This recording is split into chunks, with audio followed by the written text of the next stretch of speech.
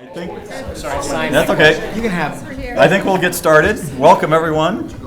I'm John Lundell, the mayor of Coralville, and have the pleasure of leading this discussion today, if that's possible. So I think we'll start and just follow the agenda and start with welcome and introductions. We'll just go around the room, including the folks in the back. So as I said, I'm John from Coralville. Pauline Taylor from Iowa City. I'm Jim Throckmorton, mayor of Iowa City. John Thomas, Iowa City Council. Rod Sullivan, Johnson County. Paul Ressler, Iowa City Schools. Chris Taylor, City of Swisher, mayor. Terry Donahue, North Liberty. Brent Smith, North Liberty.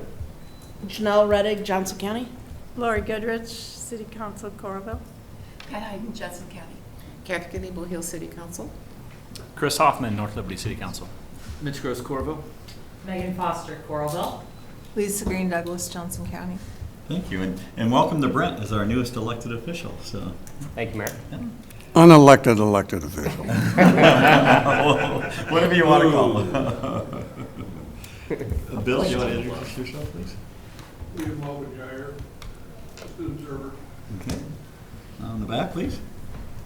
Ellen Howell, City of Coralville. Rebecca Needs, UICCU, Green State, starting Sunday.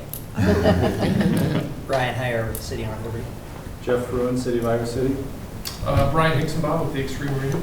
Phil Hewer, City of Coralville. Doug Bolt, City of Tiffin. Carson Turner, I'm with the Bennett campaign, but living in Iowa City. Okay. Lee Hermston, the Gazette. Jody Matherly, Iowa City Police Chief. Great. Well, thank you, and again, welcome to everyone. As we get started, these microphones here, if you're not sitting with one right in front, you can just move it over and. Got a person in the back hiding. Oh, who's behind? Oh, Thor, introduce yourself. Thor Johnson, City Clerk of Coralville. Just have to sit in your seat, don't you? So do use the microphones. They help a little bit in here, but it is being televised or will be on Coral Vision as well. So, okay. Well, I think we'll just get started and follow the agenda with item 1, joint climate resolution. And this was placed on by the school district. I was telling Chris earlier, I think Janet made the items for the agenda, and then she knew she was going to be gone. So I'm covering all of these. I'm passing around a copy of the climate resolution that the school district's currently working through. This is the third or fourth version of it, so you can see it's a work in progress. We haven't approved it yet. But we are working to address our climate issues in our schools, and because all of our schools land in all of your cities, that will probably affect everything that you guys do as well. So no real update. I mean, it's we're working with the UNI to come in. They're going to take a look at our facilities and kind of give us an overview of where we're at, so we know where we need to go. But like I said, sorry there weren't enough copies, but you guys have any questions on that? Again, we probably will look at this again one more time on the 23rd and then approve it the next board meeting in August.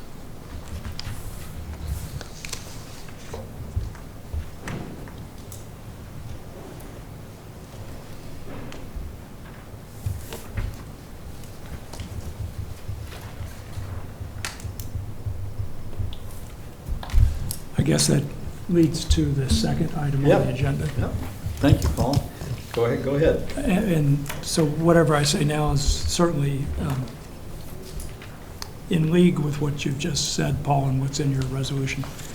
Tomorrow night, Iowa City Council is going to discuss a proposed resolution concerning climate action. And it is partly a response to our discussion from roughly 2 weeks ago. And in turn, that was partly a response to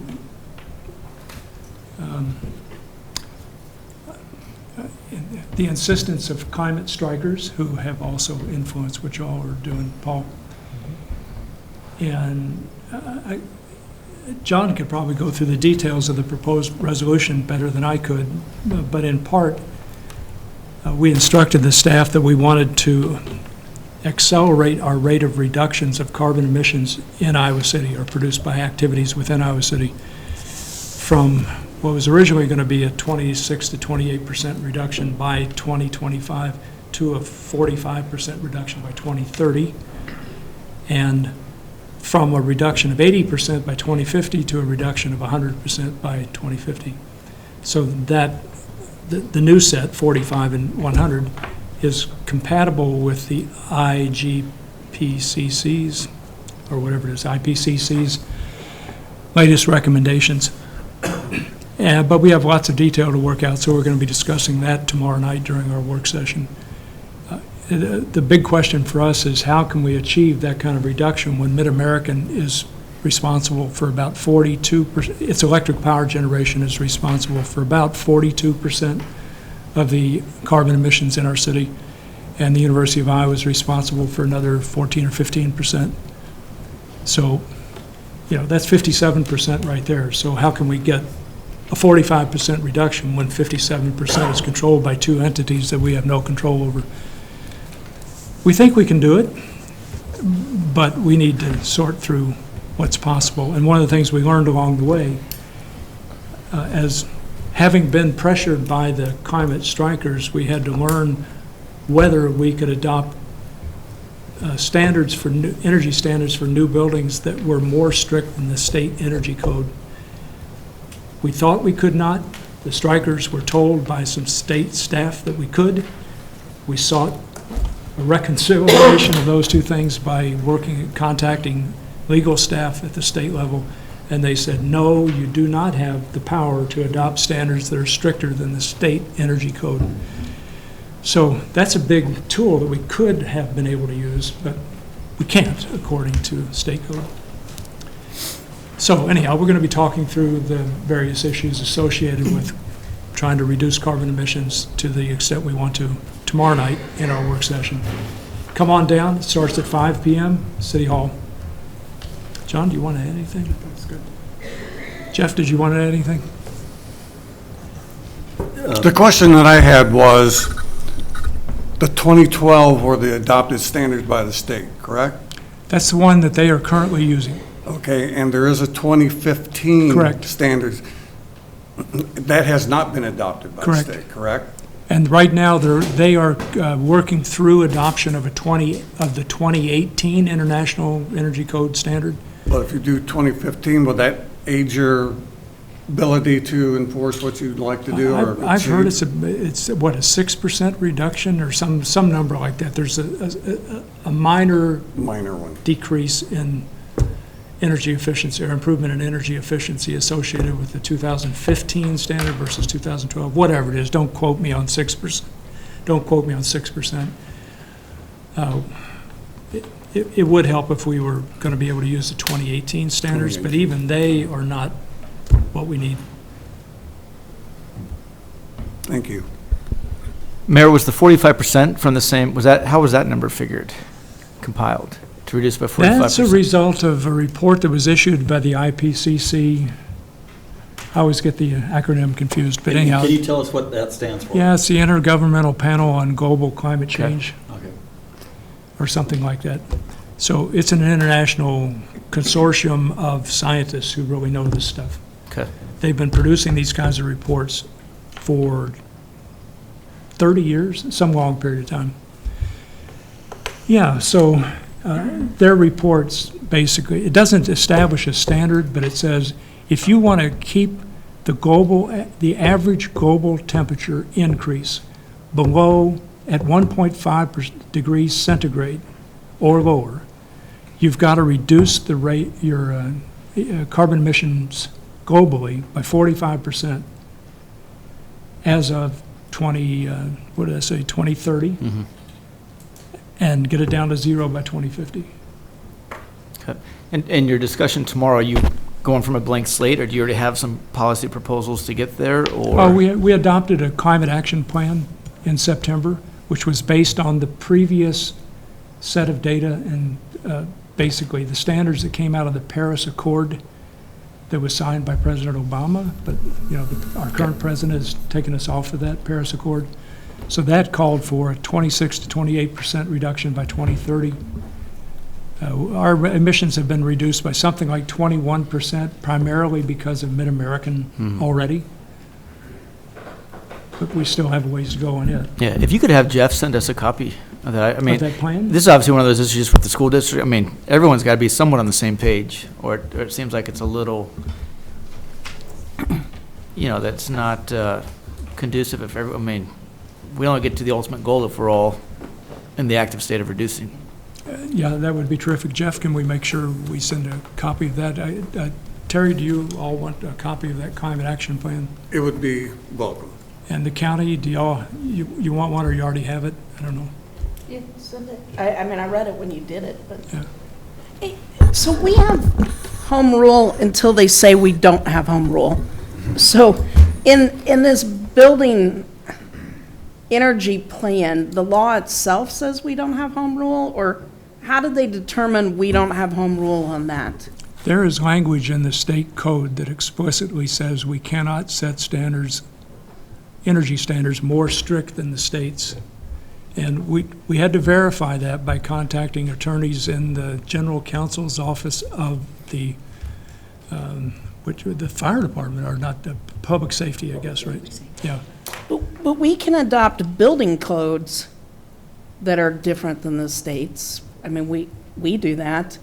So this is a specific energy code. So I wonder, I mean, is there a back way around it by doing it in building codes then? I don't know. Well, I know what our city attorney would tell us. She'd say, well, the language is clear. You could try to do it some other way, but then you probably end up in court with somebody saying you're violating the state code as written. Maybe that's not the worst thing, because then we're getting public relations for trying to fight climate change. Well, there's some other things we're going to be discussing tomorrow night that have promise, and I'm optimistic that we'll be able to make considerable progress, but we have to have the discussion, and we haven't had it yet. We'll stay tuned. Huh? We'll stay tuned and then try to steal it from you.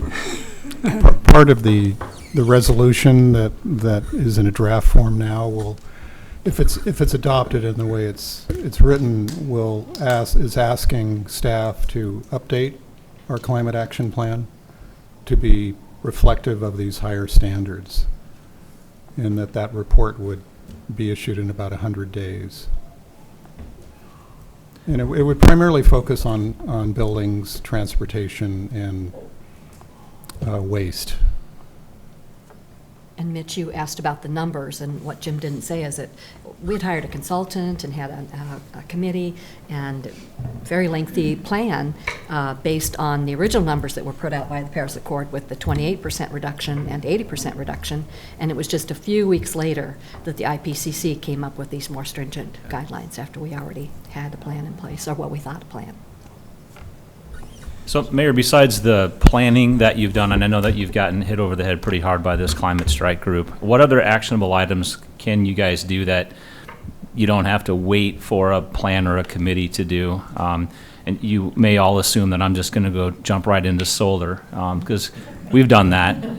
County has done that extremely successfully, and they didn't need to wait for any committee or group to do that. They just went to do that. So are you also trying to do those things on the sidelines because they're not related to a plan? Our staff's done a lot of action with regard to staff or city government activities, ones that are completely and directly under the control of city government. And was it last fall during our budget discussion, we told staff we wanted to have a large solar array installed on top of the new public works facility that we're constructing right now, and to have another array built adjacent to the Terry Trueblood Park Lodge or in that vicinity. So those things are going to be happening. The big challenge with regard to photovoltaics, which I love, because I have an array. My wife and I have an array in our backyard on a shed. But the big challenge is that by generating electric power with solar, we'd be replacing wind primarily. And from a carbon reduction point of view, that's not such a great thing. I know you know the details really well, so there are ways in which adding solar to the mix is a really good thing. But still, replacing wind with solar. So that's been a challenge for us. Yeah. what we need to do is get our natural gas, get our, a big carbon reduction from the use of natural gas inside Iowa City by offices and homes and so on. And I think there are things we can do about that. Yeah, gotcha. Thank you. Mayor, Oh, I was just going to say that I'm proud of our new bus shelters. Jim didn't mention those. You may notice them around town. They have a solar top to them, so that they don't have to be powered with electricity for at night. There'll be light. So I think that's one innovative idea.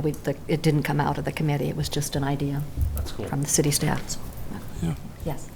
well, to Supervisor Reddick's point, do we have any idea what the argumentative basis was for preempting city's ability to do that? Was it part of a bigger package of trying to crack down on what cities can and can't? No, this is in, Jeff, if you know, correct me about this if I make a mistake, but the language appears in, I don't know,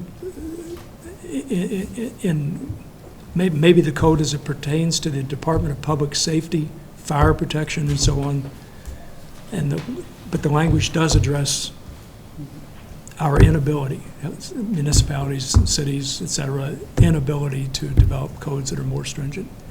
And just to offer that there have been at least one legislative proposal in the recent years to allow cities the ability to go above and beyond the energy code, and it has not passed. So there is some legislative efforts to correct that, which would not be helpful if we're trying to argue that we indeed do have it, because people are putting forward proposals, then there should be some agreement there. So Terry asked about the 2012, 2015, and 2018 standards. The same entity is in the process of developing the standards for 2021 at the international level. And there is a way that mayors and maybe other local officials can influence the content of those standards. So I've signed on to a document sponsored by the U.S. Conference of Mayors, basically pushing for considerably stronger energy standards in the 2021 version that comes out from that international body. Of course, then it has to go through our state, and whether they'd adopt it or not is not up to me.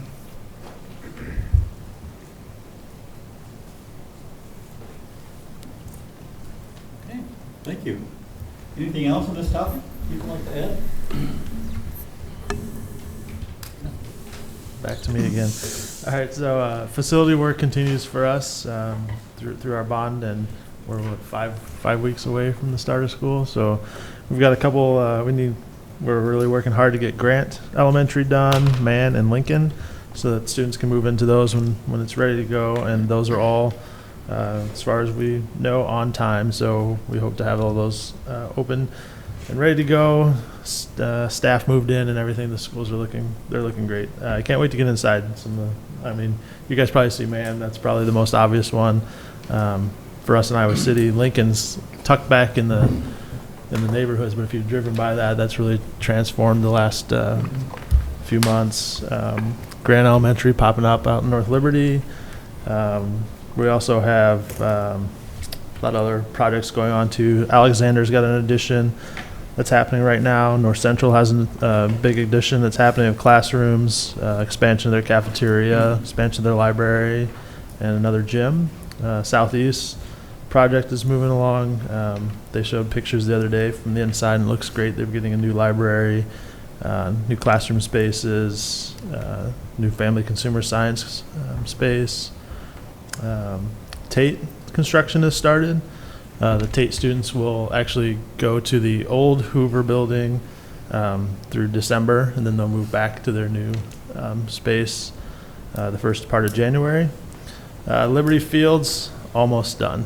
So we'll have baseball, softball, tennis, soccer ready to go at the start of the next school year. If you've driven by West they're continuing to rip the guts out of West to make that better.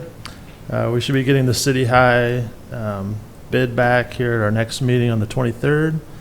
And we're starting the last of our projects, Grant Wood, Kirkwood, Northwest, Lemmy, Shimmick, Horn, and Van Allen. I think I got them all, are either in design phase or getting ready to get their plans approved.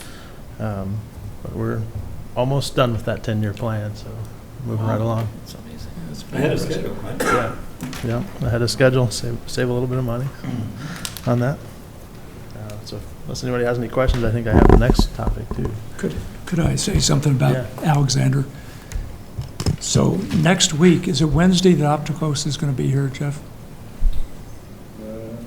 Yes, it is. Yeah, and what time's the meeting? 5 o'clock. In City Hall, right? Yes. Yeah, so a consulting firm that we hired, Opticos Incorporated, headed by a man named Dan Perolick, is going to be making a presentation to our Planning and Zoning Commission and City Council about the design of the neighborhood around Alexander Elementary. And some of you may recognize the term missing middle housing. So that plan, I think what they're going to present to us contains a substantial amount of missing middle housing. And so Alexander Elementary is a core part of all that. So I'm really, please come down if you want to and just listen to Perlock and his staff talking about that neighborhood. It's not something we will have already approved, but it's something they're presenting to us next week. When is it? Wednesday, starting at 5, Yeah, the City Hall. 24th of July at 5 o'clock. I should also mention Roosevelt School. We have almost completely moved out of that school with all the programs that we had in there. And then that school will most likely be put up, that site will be put up for sale from the school district. Interesting thing about that is the money that we used to just be able to get from sale of those items had to go back into facilities. With the new law, it can actually go into the general fund. So that may help with some of our budget needs as well. And that eventually the sale goes through. Any other facility questions? Did you mention Lincoln? I'm just curious. Yeah. Is that going to open this Yep. this fall? That's Yeah. Yep. The students at Lincoln and Mann shared the new Hoover building this past year. And if you haven't been out at, like I said, the new Lincoln, when you come up on it from the backside, it looks completely different. I have to go check that out. Yeah, they've got a real nice, I don't even know what it is. It's not a brick face to it anymore. It's kind of a gray and dark gray space and a big glass tower in there. So it's really sharp. Wow, great. Okay, let's move on to the next item then. Update on safety committee work.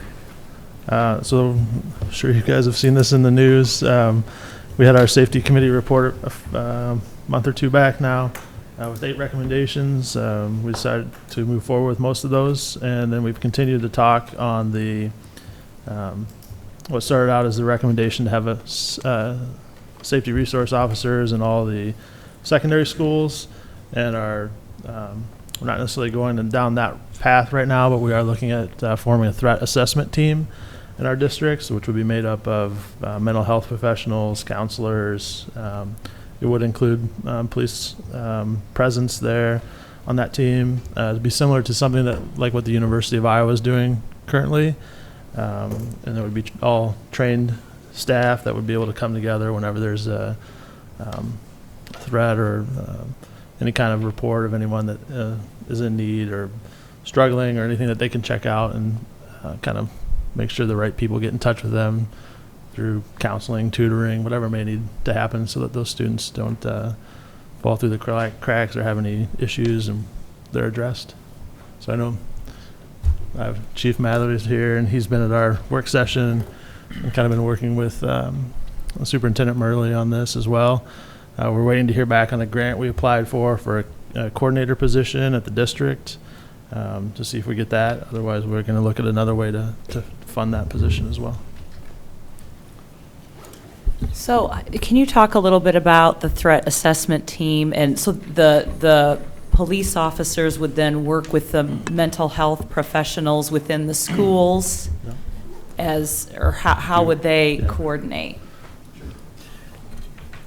This wireless mic, why don't you give that in front of you, Jim? Oh. Give that to Jody, please.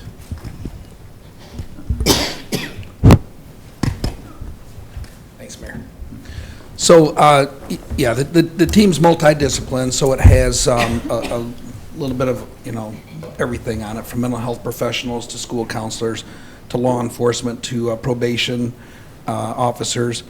And so when an event arises, we receive the information on the threat, we gather the facts as quickly as possible, and we're talking within a short period of time, hours, literally. And then we evaluate not just if the threat happened, but was there credibility to that threat? And then we decide what action is to be taken. Many times the threat comes from somebody that's maybe already involved in a program or some type of therapy or has a mental health counselor. So if they have a background that we can tap into to say, something needs to be done, then we've already got that conduit in place. We've already trained with them. We know who they are, and we can work with those folks to rectify the situation. Ideally, before an arrest is made, so we know the words have been spoken. Sometimes it can rise to criminal level at that point, sometimes not. But anything we can do to neutralize it, number one, keep everybody safe, and then determine, the best course of action for to rectify that situation is what we're after. So the big key to this is that it's done quickly, that there's accountability and good communication with everybody. As we see it now, everybody's doing their own separate part, but we really aren't on the same page. So this team would meet often, train often, and know each other, know each other's role, so we know what to do during these incidents. Chief, how's that chain of command going to work? Who's ultimately going to have the ability to start process or move to PD or say that it's an internal issue only? Sure. So if it happens today, if there's a threat to somebody's safety, then a lot of times it's a 911 call, or it's a call right to our department to say, we've got a problem here. And then the police department kind of takes the lead on it. The school is involved only to the point where they can be. They give us what information they can, which is sometimes limited through FERPA and some of the rules there. And then they do everything they can to protect their property and their people and their staff and faculty and students. And then we try to touch base on what that resolution was and try to work together. Many times what we find is there's a vacuum that gets created, and no one really knows what happens after the fact. Sometimes it raises its head again in a short period of time, maybe in another arena or another avenue, and we still don't communicate well. And that's been a real downside for us, and we all know some of those stories that are out there, recently where, things have happened and we haven't communicated as well as we could have had we been working as a group. So I think that's part of the solution. So taking the lead on it, if there's a threat assessment team put together, then those people are appointed in advance, and that's what the university does. They know who's responsible for what, who's keeping the records, who's responsible for the communication, and then also the follow-up to make sure that this thing's fully accounted for. And if this was a team that's not just discipline, but multi-jurisdictional, which this school is, because we cover several cities throughout the county, then each school, each police department, everybody would have team members, so you would call those folks in, depending on where it's happening at, and those would be the players involved, and then that would be the team, if you will, that would take care of the matter. And I've talked to the other chiefs about it, and they said the biggest thing is, if you're coming to North Liberty, we want to be fully appraised of what's happening and then make sure that this doesn't fall between the cracks. And that's a real legitimate concern. And the team would be put in place so things don't fall through the cracks. So, Jody, if a 911 call is generated, but what if it's an employee that's been disciplined and there are concerns? My experience with the university is they send out threat assessment, information, but also they review employee stuff. If there was a concern in a building or a facility about an employee that had been disciplined or terminated, how would you access then the threat assessment team for assessment? Are we talking about a school environment? Sure. We would do it the same way. We do that now. I mean, we quite often get, called to not just schools, but businesses and different places where there's been fresh termination, the person is threatened to come back. And then we start gathering all the facts and we make a determination. A lot of times it's a visit right to the person's house. You know, are there weapons that can be accessed? You know, how credible was that threat? And then we take action, up to including sometimes safekeeping of weapons just to get them out of the hands of the person. If it's severe enough, we can certainly make charges. Under the Iowa Code, it's a D felony, a 5-year felony to make a terroristic threat. So if it falls to that level, we can certainly charge, you know, right away. And you saw that most recently here when we had a situation with the university, and we took steps quickly, and we ended up charging terrorism as the crime. So, you know, the only difference now from what we do now to having a team put together is we don't have anything in place now where I know that, you know, Ryan's the North Liberty rep, or you know, somebody's the rep from this. We don't train together. We don't work together. We don't really know who's who. And so there's a lot of putting things together after it happens, after the threat's made. Okay, who should handle this, and what, you know, who should we reach out to? We just don't have that in place now. We really need to get that in place, especially when it comes to mental health care and, you know, some of the social services involved. Those are the preventive agencies that can really help us and keep this person out of jail, hopefully from a criminal record, when they're going through a crisis situation, and we abort it before something happens, and before the threat's so credible and so severe that it does turn into a felony. So getting it early in a coordinated effort with good communication and good accountability on the backside makes everybody feel better, and that's what we're after. Thanks. I have a question, kind of. I thought I was going to direct this to you, Paul, but it may be something that, Chief, you can answer. And you may pick up on it as a common thread. But the thread I have a question about is one where a student has assaulted a teacher or a staff member, and that's what happened in North Liberty, and it wasn't at a high school level or even at a junior high level.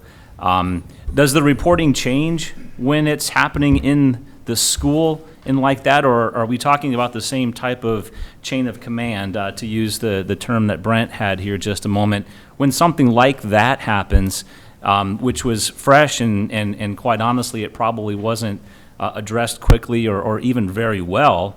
Is that under this purview of this group as well? You know, yes and no. So when the act happens, certainly a call, you know, if there's an assault that occurred, you want to get law enforcement there immediately and neutralize that situation. The question is, and you kind of hit on some key notes there, was reporting delayed? And if so, why? This team could maybe help categorize the severity of things on how to handle different situations depending on the level, and a lot of times that's not defined, and that's what causes the confusion. Right. Well, it's just a 8-year-old lashing out. Well, yeah, but he lashed out with a pencil and it punctured a teacher's skin, and whatever the case was, I don't know the details. Or caused a concussion. Well, there you go. So, I mean, an assault is an assault is an assault. Right. Now, criminal liability for that, it falls down in the legal system, and we look at that down the road, but we have to keep people safe, regardless of the reason that the person did it, regardless of their age. And so what's key is to define those different levels on what to do and what involvement law enforcement, if any, will have. And I think, matter of fact, I know part of the meaning of this team is to help do that. Okay. To say, you know, don't delay and jeopardize somebody's safety. And I'm not saying, I don't know the situation there, but those are the kind of mistakes that we, if there was a mistake there, that we don't want to see again. And so the team can be preventive in nature. And it's not just the coordination and stuff. This training can, just like we do with Alice training right now, this can be for all faculty and staff to be better versed at what to do, when to do it, and how to do it, and have that defined ahead of time. So this coordinator position, the grant that was written, that would be so key in getting this, because that person could hone in on that part. A law enforcement officer could do what we do every single day, which is, you know, take the information, investigate it immediately, and then take appropriate action in a non-controversial type role. You know, coming in uniform after a 911 call is a little different than somebody that's in place in the system and knows everybody in the room that's dealing with this and can make appropriate decisions based on those resources. These are very successful. These threat assessment teams started, of all things, with Secret Service back protecting presidents early on when threats came out. And they started to say, you know what, it works in the federal system. Why can't we do this in the business world and in the private sector? And so you start to see these teams developed because the training and the intelligence and the appropriate response works in a non-enforcement type way many times. And that's so important, especially with students.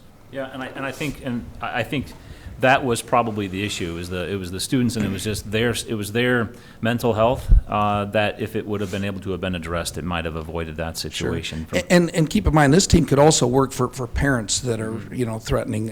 It doesn't mean it has to be just students. The idea is to keep the school system safe. Right. With all the variables involved there, which sometimes, unfortunately, the parents and sometimes outside intruders.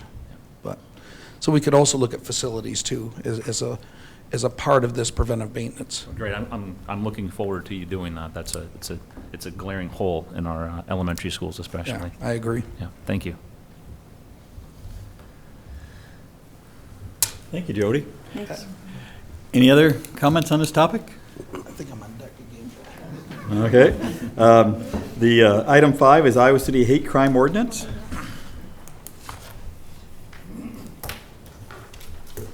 I've got a couple of handouts here if you guys want to start those in different directions.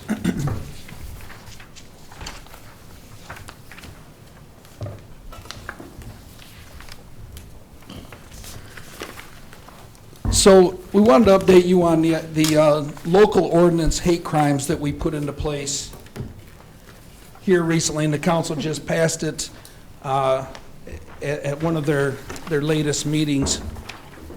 Hate crimes in general, and I've got some numbers for you. So, and we're talking Iowa City here, not county-wide, so I'm going to stay a little local, but in 2016, we had 10 hate-related incidents reported to us in Iowa City. That was in 16. In 2017, we had 6. 2018, we had 17. In 2019, year-to-date here, we've had 10. Now, when I say hate-related incidents, it doesn't mean hate crimes, but it means the number of times our phone rang at the police department to say, hey, I might have a hate crime here. I certainly have something that's, with a threat of hateful speech in it. I'm just not sure what it is. And we encourage folks to call those in to us. When we looked at actual hate crimes to say, okay, was this protected speech? Although despicable, hateful in nature, was it actually a crime? It's much less. So in 2016, we had 1 verified hate crime. In 2017, 3. 2018, 1. And then year to date here in 19, excuse me, we had 3. So the number of actual hate crimes is lower, much lower than the number reported, but the ones that are reported are still a concern. And the reason we like to keep track of those is because even if it's protected speech, which under the Constitution we protect as much as anything else, sometimes people have a tendency to amp it up a little bit, so they'll start with something that may be legal and then maybe work their way into something that's a crime. So we do keep intelligence on that along with the FBI, who does the same thing. And again, if it's legal, and we stand by that. But if they do amp up a little bit and cross the line and make it illegal, then sometimes we know the players and who's in place and who may be responsible, and if they're affiliated with a group. So we like to keep track of that. So we encourage folks to call that in. So we started to do here a couple years ago some public forums. We did some training with houses of worship. The mayor was at those and assisted. And what we found was there was a little bit of a hole in our system for state law for hate crimes. So under the state code, the hate crimes law has been in place for a couple of decades, but it only covers, well, really 4 crimes. So assault, criminal mischief, which is vandalism, arson, and then trespass. And if those are done under the state law, those crimes are committed because of a person's protected class, then you can be charged with a hate crime. Now, what hate crime does under the Iowa Code is if you assault somebody and it's a simple misdemeanor, but you do it because of the person's protected class, I'm assaulting her because she's a female, then under the hate crime statute, the penalty for that is up 1 level. So instead of a simple misdemeanor, it's now a serious misdemeanor. The fact that I assaulted her, that I struck her, remains the same, but because I did it because of her protected class, it goes up a level in penalty. So that's all the hate crimes does. It's just a more severe penalty if you commit one of those 4 crimes because of their protected race or their protected class. Where we found the holes were, times have changed. Since that state law has been enacted, we now have the internet, a lot of computers, and there's a lot of harassment that goes on, not just on the internet and on social media and online, but people are a little bolder than previously. People will speak their mind now, and they really will reach out and harass somebody where you didn't see that many as much years ago. Now you can see from our numbers, the calls we get are more frequent, but the actual hate crimes remain the same, 1 to 3 per year. But when it comes to things beyond that, lower level stuff, beyond the 4 crimes under state law, and one of those is harassment. We weren't able to deal with that through the hate crime statute. So what we really wanted to see was an addition to the state law to add harassment to the state code. And we started to meet with some groups here in Iowa City, being NAACP, and then JKIC, which is the Johnson County Interfaith Coalition.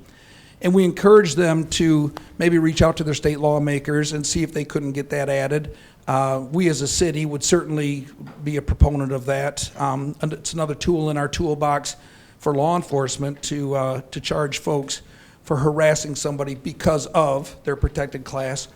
JKIC ran with the ball, the Johnson County Interfaith Coalition. They got with the University of Iowa law students, and they crafted a ordinance instead of a state law, but they thought, let's start small and then we'll work up big later. They crafted an ordinance that included harassment as a hate crime and also trespass under our local ordinance. And so what I handed you is a result of that.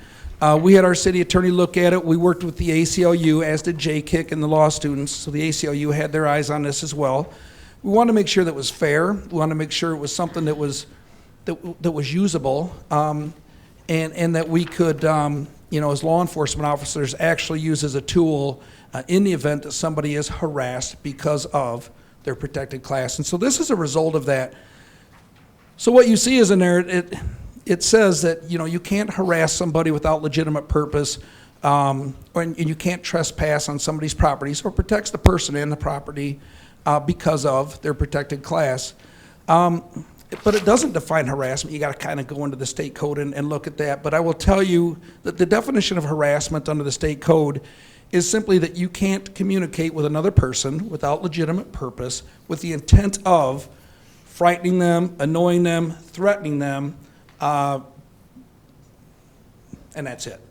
You can't do that to somebody, or it's harassment. Under our local ordinance, we had one other element to this. So harassment's already against the law under state law. It has been for years. We charge it often. Under our local ordinance, you cannot harass somebody, the things I talked about. You can't threaten them, you can't frighten them, you can't annoy them. You can't do that because of their protected class. That's the one element we added. So the fact that I, threaten her, stand here face to face, and I'm harassing her, and she calls the police, and I've threatened her, and she's frightened and in fear, but I do it because of she's a female, then that would violate this ordinance. And I can't go onto her property, and an example that we often use is put a note on her door that says, hey, we don't like females in this neighborhood, and you need to move, So to annoy or threaten her or put her in fear by trespassing onto her property and placing a note on her door because of her protected class, her race, her gender, her age, whatever the case is, that would be in violation of this ordinance. So the same thing would go with if you put a cross in somebody's yard and you light it on fire and it has racial overtones to it, something of that nature, that could be under the state law. But we also wanted to have the trespass in case I get onto the property. I don't complete the act, but I'm there with the intent of harassing her because of her protected class, and I'm on her property without her approval. The trespass would help cover that too. So this thing's pretty clear. It's not intended to impinge on anybody's free speech. And I've had some folks say, who are you to say that I can't frighten somebody just because they're black? And we didn't create the harassment law. We haven't recreated anything here. This law took harassment that's already illegal, and we just added the element of not only can you not harass, but you can't do it because of their protected class. So we haven't created any violations of freedom of speech here. Nothing's been redone. So I want to make that clear to everybody, and you know, the more we talk about it, the easier this is. But what we do is we increase the penalty. Now, under state law, under your city ordinances, which most of you know, you can't have anything more than a simple misdemeanor. So we can't kick it up to that serious misdemeanor I talked about under state law. But what we can do is ask for 3 days minimum jail time if you violate this. And that's what we've done with this. The first offense is 3 to 7 days in jail. If you do it again after convicted of it the first time, if you do it the second time, it's up to 30 days in jail. So we want to send a strong message to people that Iowa City is an inclusive place where you shouldn't have to worry about who you are, what color you are, what you believe, and be harassed because of that. And if you do, you get to sit in jail for 3 days to think about it. And I think that sends a strong message for us, and it certainly sends a strong message to people to think before they act. So that's what this is intended to do. Again, we didn't create anything new. We took laws that are already on the books. We just said, let's put some serious jail time behind it if you do it because of who a person is. Any questions? All right, easy. I'm going to challenge you a little bit, Joe. All right, go ahead, Mayor. Yeah, so in a way, you've already answered this question, but what do you say to somebody who will say, you are inhibiting my right of, not free speech, but I should be able to say whatever I want to say. I know a local commentator who writes guest opinions in the newspaper would say this over and over again. It's my right as a person to say whatever I want to say. And you are inhibiting my ability to say what I think. So that's a good question, and the answer is that's been tested many, many times in court. Not just the fact that you can't just say what you want and threaten somebody, annoy somebody, harass somebody, frighten somebody. You can't do that, and the courts have stood behind that. They've also stood behind the fact that you can't do it because of somebody's protected class, because at the federal level, there's hate crimes, at the state level, there's hate crimes, and now at the local level, there's hate crimes. So that's been tested, tried and true, on the fact that you can't stand in a theater and yell fire and have everybody flee. You can yell fire in the woods where you're the only one out there, but you can't do certain speech in certain arenas, and you can't talk to people to the point where they're frightened and scared. And so you can say what you want, but once it impinges on the rights of others and breaks the law, then you've crossed the line. So does that answer that for you? Sure. I don't know that it answers the question in a way that other people would like. There's some people out there who just think differently. Yeah, until they're the victim of it, and then they change their mind. Yeah, and I told you once, too, that I got a phone call from someone during the time that we were considering adopting this ordinance. And this person said, tell me, does this protect the rights of people who, no, I don't want to put it that way. If somebody posts a sign out in front of somebody's yard and says, you should leave because because you support Barack Obama, or you support President Trump, or because you support some political person, would this ordinance address that kind of person and that kind of act? It's a good question. So state law, political affiliation is one of the protected classes. That is not a protected class under this city code.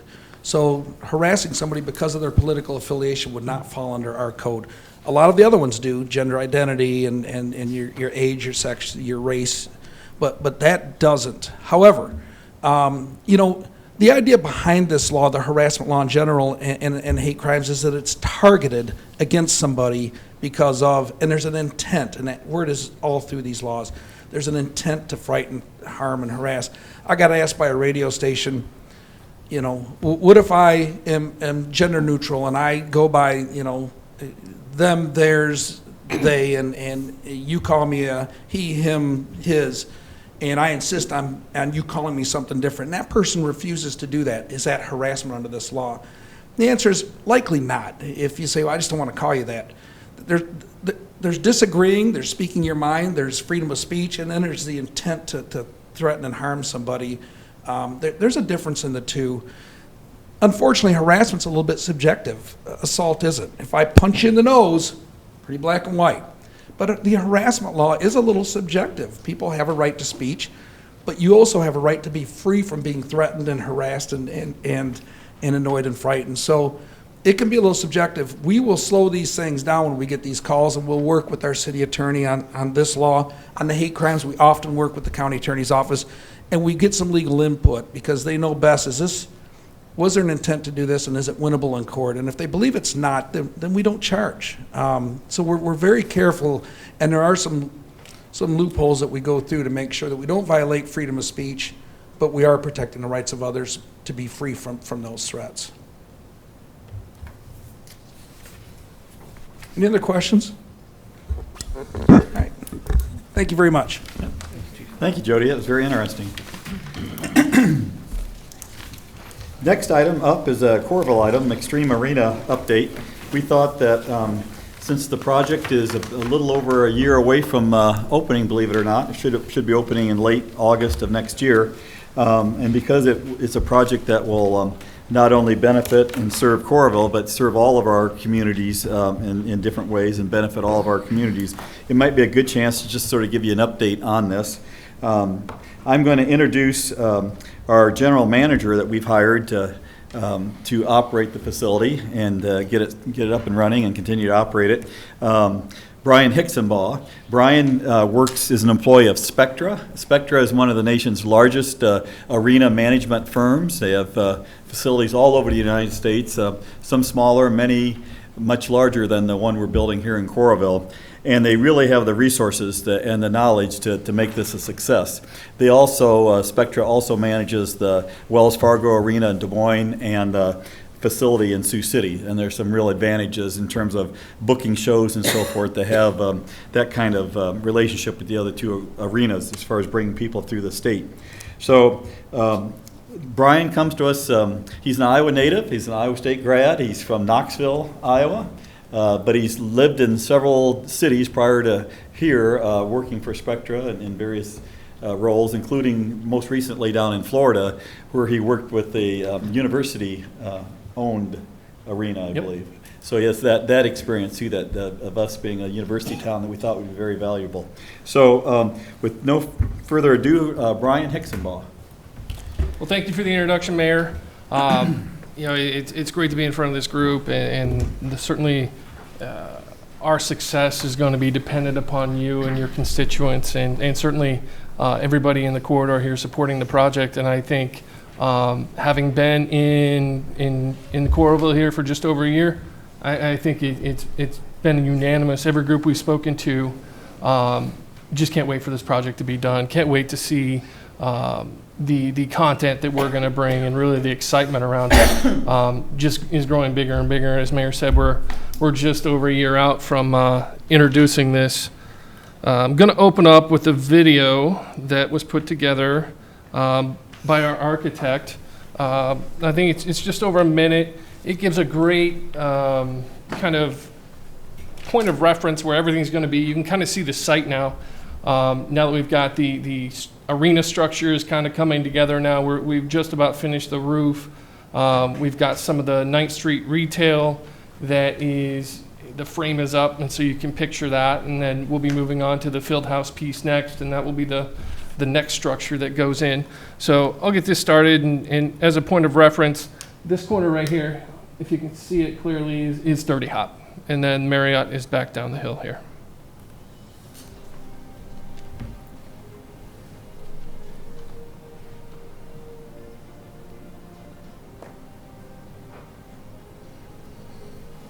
So you can see our entrance is going to be right there at 9th and 2nd,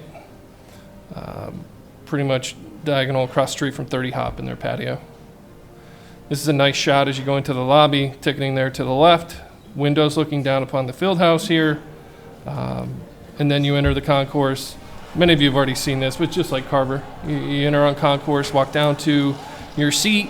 I think we can't say it enough, very intimate setting. We're 13 rows in a number of these sections. I think we have 2 sections with 16. That's kind of our high point there. So, certainly the University of Iowa women's volleyball team is already on board, and that intimacy and that on top of the action, I think we're really going to see come to the forefront there, and it's certainly one of the reasons why they and us are really looking forward to that partnership starting up. So what I'm going to talk today about is some of the groups that we've been talking to, some of the types of groups that we anticipate utilizing both the field house and the arena, and really the direction we're going to take here over the next year plus once the building opens in programming, in attracting content to the space. When we're out in front of these groups here, there's a couple questions that come to the forefront right away, and one of them is, well, what type of events are you going to bring? And there is no specific answer to that. It's very broad. We're very open, and certainly anybody who brings content that the public would perceive as a value, that we're open to anything. We're certainly looking at athletic events, concerts, comedies. We'll kind of run through the list here in a second, but we want any type of event that makes sense in that arena size setting, whether that's a community meal.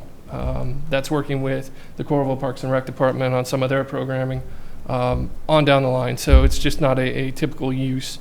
And our charge from Kelly and the mayor of, we expect 365 to be busy, and that's all our ultimate goal, is to be 365 days a year. We've got content going in the field house and the arena. That's the ultimate prize. So this is a list, and we've just thrown up a bunch of logos. It's easier to talk about in this way of really where we started. So this is really, as I mentioned, our success is dependent upon really the community and the university and everybody here in this room and who you represent. Each one of these groups provides a different aspect or a different honestly target demo that we could target and cater to. So we're talking to the city of Coralville, whether it's a community-based event, whether it's partnering with Parks and Rec and beyond, is been a great place to start. With the university, obviously we're already working with women's volleyball team, but we think there are a lot of other opportunities in athletics, and we think there are a lot of other opportunities across campus too, whether that potentially be with Scope, CAB, somewhere within student services, student life, certainly in rec services as well. We're looking at the club hockey teams, both the men's and the women's teams, and seeing if they're the right fit, which I think we could certainly help both of those programs, as well as is kind of on a different level, working with the university on the classroom side. So working with the sport and recreation management, working with the event management certificate program, both to get time in the building. So a lot of those majors are looking to pursue roles that we're going to have in the facility, whether it's selling a ticket, setting up an event, really partnering with them on developing our local students through internships, through job opportunities, lectures in the building, lectures going to them to lecture. We really see it as a holistic approach. Mayor mentioned I graduated from Iowa State, but in a perfect world, we have a number of members on our staff who have graduated from the University of Iowa, have graduated from Kirkwood, are local to where we are, and maybe this isn't their forever home, but this is certainly where we started with the company, and we grow within, and then they transfer to Des Moines, and then on to Sioux City, or however that progression may come. But we really see that as vital to our staffing and human resource success here as a company. Getting on to some specific events and groups we're looking with.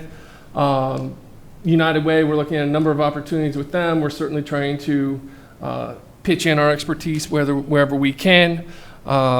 Certainly another target demo that we're looking at. We want to be home to, I came from UCF. We did 36, 37 commencement ceremonies a year, both high school and university. We're not going to get to that number here, but I'm going to do everything I can to get as close to that as we can. I think we're a great setting for it. We can offer a lot of attractive resources to kind of help with that and assist with that. And so that's working with Iowa City Schools. That's working with Clear Creek and Manna Schools. We just talked to them a couple weeks ago about opportunities. So, and University of Iowa, talking to the individual colleges about opportunities there.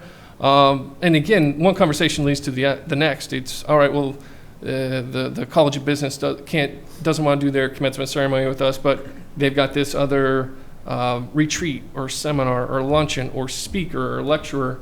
And we're really seeing that as kind of the avenue to dig into the University of Iowa and what we can do to help support what they're doing. Certainly think Iowa City it has been a big partner and will continue to be a big partner, both on the support side and then certainly attracting events as well. We threw some of our media folks that are represented here in the corridor, we threw them on there. They're going to ultimately be very critical to our success as well. We've challenged them to provide content too, so it's not just us buying ad time, it's us turning it around and saying, all right, what can we do to partner on events? What can we do to create new events, whether it's in the arena, in the IRL, whatever that may look like.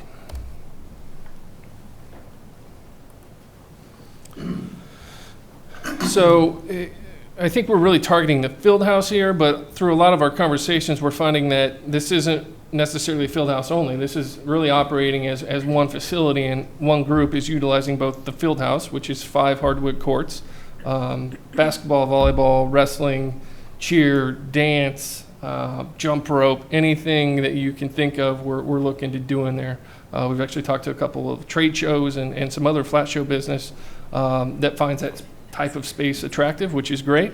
But then some of these groups we're talking to, we're going to utilize the arena for a main competition, and then we need the field house to supplement with a couple of practice courts or practice mats, or an overflow where we need to put half of our competitors over there, and then another half in the arena.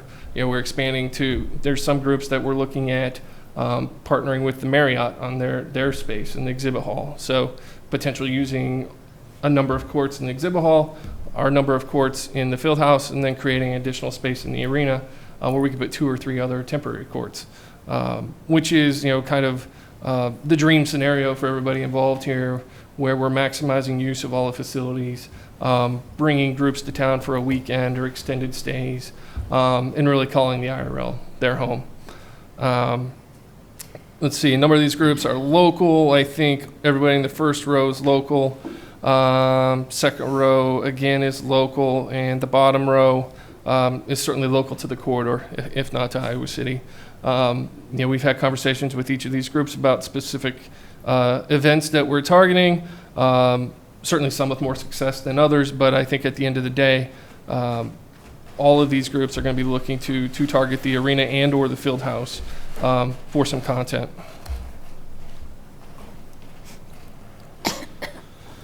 And then getting into more arena specific.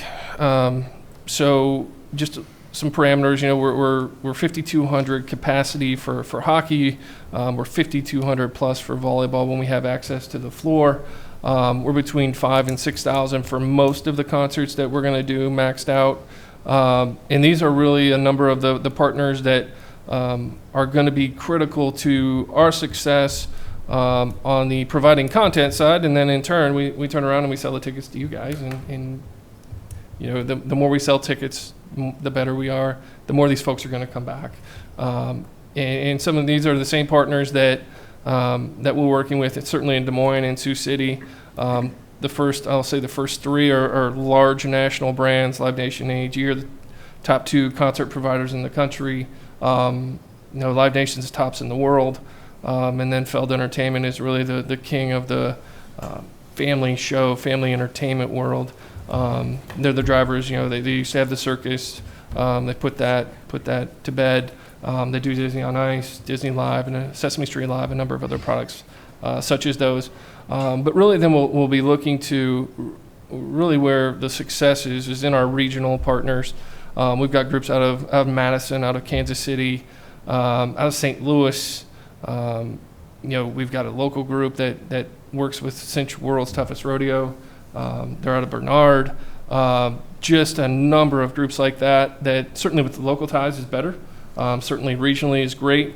Some of these folks are already working with the Englert. Some of these folks are already working with the U.S. Cellular Center in Cedar Rapids, with the Dexler Center in Moline, and beyond at our building in Des Moines as well as Sioux City. So in a number of these, in some conversations, is that they used to do activity at Carver as well, and are really looking forward to getting back into the market on a more regular basis, whereas they may not have been in the past. You'll see a number of names on here. We're trying to cover the spectrum.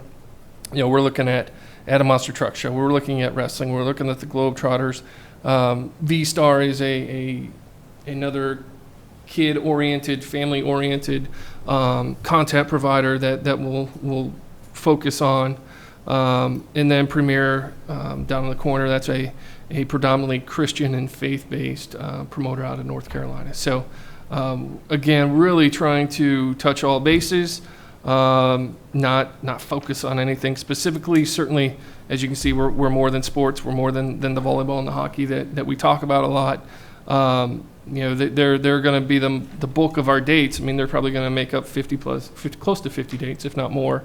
But it's these other folks that are really going to pitch in and lend to success at the arena as well. Any questions? Brian, can you talk a little bit more about some of the community partnerships, like with the Coralville Rec Center, the type of programming? Yeah, that'll be definitely. offered? So we meet with Sherry and her team on a monthly basis. We've really, the first steps were, so their goal is to provide time in the rec center.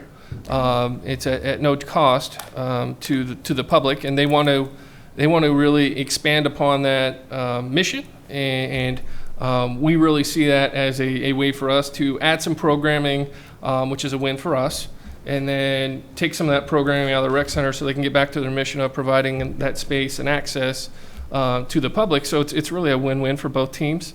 We're looking at certainly some of their adult and youth, I'll call it rec league programs, specifically have been highlighted up to this point. But I'll go back to the community meal. I mean, I know that's one that gets talked about a lot. That would be a great space, whether we're in the arena or the field house, to put something like that together. Certainly some of these other large community focused events that would make sense indoors. We'd love to have further conversations about that.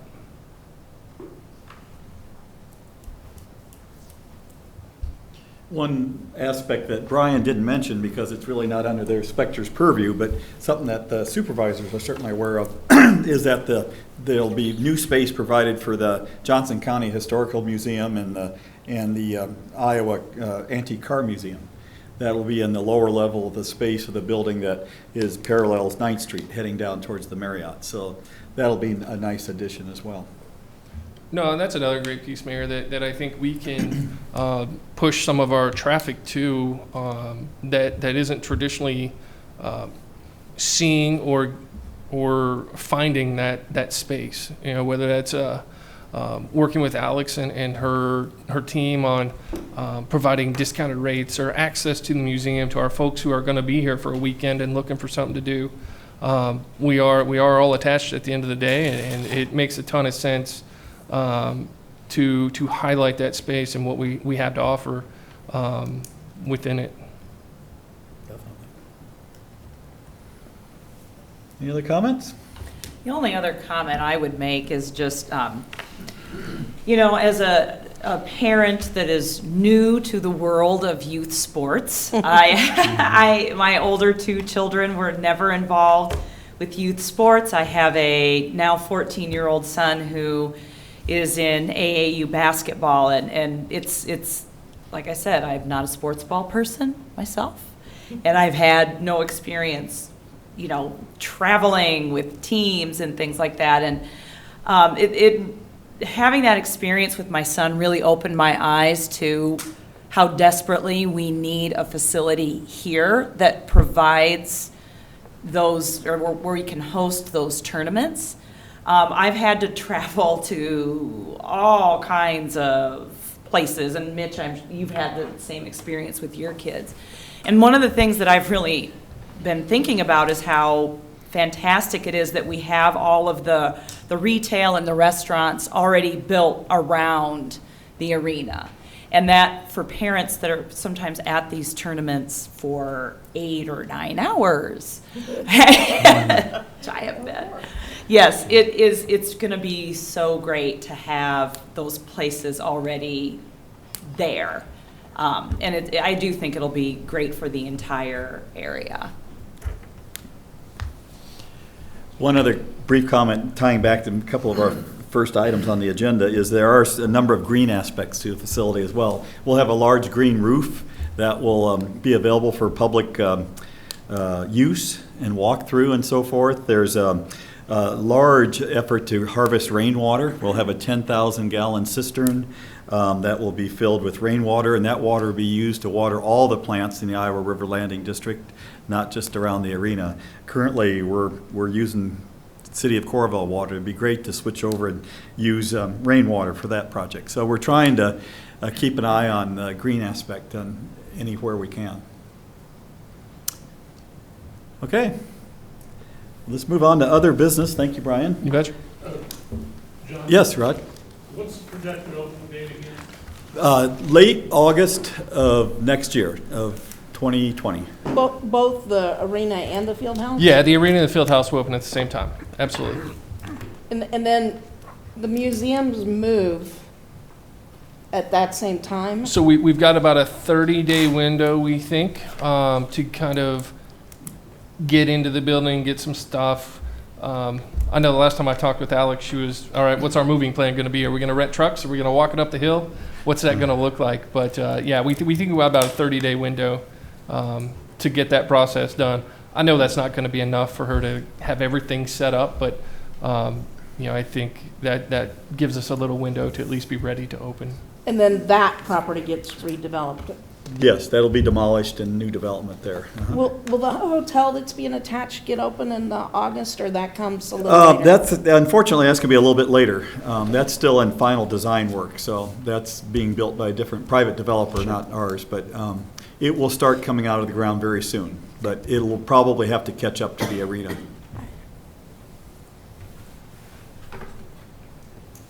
Okay. Other business from anyone? Other than planning our next meeting. Okay. So, the first question always gets asked, whose turn is it to host? Don't all jump up at once.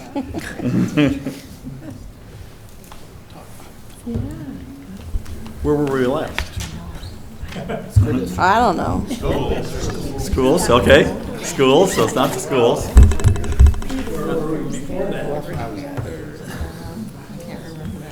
I know. I can't remember what I had for dinner last night. Well, does someone, North Liberty County, want to jump in and offer? I mean, we do it, but. Yeah, you're well. Swiss shirt is. Okay. I think we all fit. When would we? Well, let's see here. This is the end or middle of July, so middle of August, middle of September, probably the middle of October would be 3 months from now. Will the county be having or processing their things for elections? Because you got a school board and city elections. He doesn't, does he close our, I can't, for a general election, he takes our conference room, which is why we weren't at the county last year during October. But does he do that for school? And he may have to do that for school and city combined. I feel like the October one or the fall one is usually Iowa City. Yeah, I think we probably should skip. Okay. Because our conference room we always meet in gets taken over by elections. Okay, And that would be so Iowa October City or North 21st. And I only know that just because I'm having memories of always talking about the election Yeah, at the Iowa City it meetings definitely about- is a yeah. general election, we don't do it, but Well, we'd be happy to do it, of course, in Iowa City. And since none of us have a decent midterm memory. And then then it's probably our turn after that, which we wouldn't be in the election. October. So November, October December, yeah. 14th is in the middle now, that's Columbus Day, if that's a holiday or for folks. Do or we not. usually go the third Monday? Actually, we do Indigenous Day. Okay. On that day? Yep. At least we did last year. I assume we But will it's this not year. a city holiday, right? No. Or a week later would be the 21st of October, 14th or 21st. Either. Well, why don't we tentatively say the 14th, and if there's a problem with that date from our point of view, we'll let you know. Okay. October 14th, Iowa City. Unless you hear differently. Any more? Okay, we're adjourned. Thank you.